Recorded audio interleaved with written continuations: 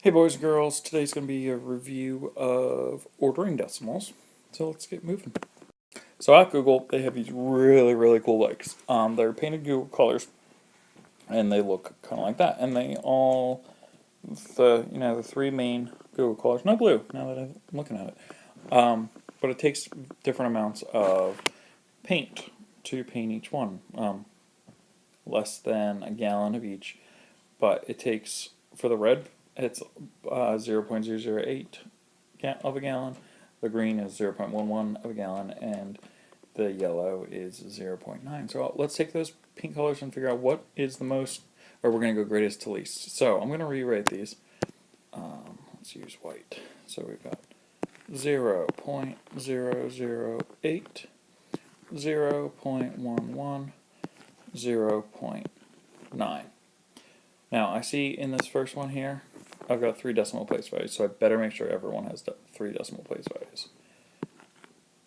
Okay, now I look at my whole numbers, they're all the same, and now I can kind of just look at the numbers. Which one is the biggest? I see basically a 900, a 110, and an 8. So, that would give me that the 900 is the biggest, so it would be 0.9. Next would be the 110, so 0.11, and then finally the 0.88. Now, a mistake you could have made if you didn't rewrite it and put in your extra zeros, you might have seen the 8 and thought that the 8 was bigger than the 1 there, even though they're not. So those are some things that you need to make sure you consider as you're going through these. So our next one talks about, I was riding the bike back and forth a couple times, and the first time it took me 7.1 seconds, next time it took me 7.008 seconds, third time it took me 5.9 seconds, and last time it took me 7.66 seconds. I want those times in order from least to greatest. Alright.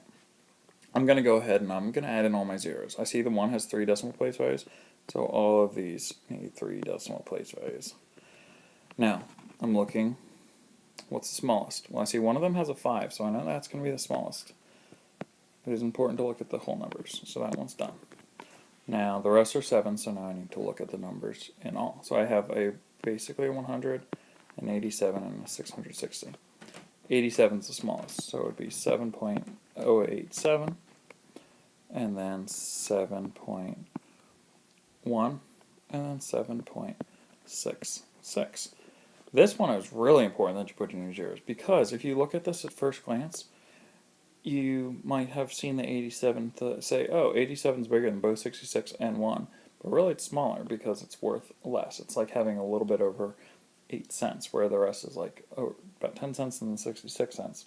And same thing, if you didn't look at the whole numbers, you might have gotten tripped up and seen the 0.9 and thought that was big. So it's very important that you're looking at all the numbers and making sure you're doing everything you can to make sure that you're successful. Which brings us to the final problem. It said here that Mr. B made a mistake in putting the decimals in order from least to greatest. I want you to find my mistake and fix it. This is your bring back to school problem, and I'll see you in the morning.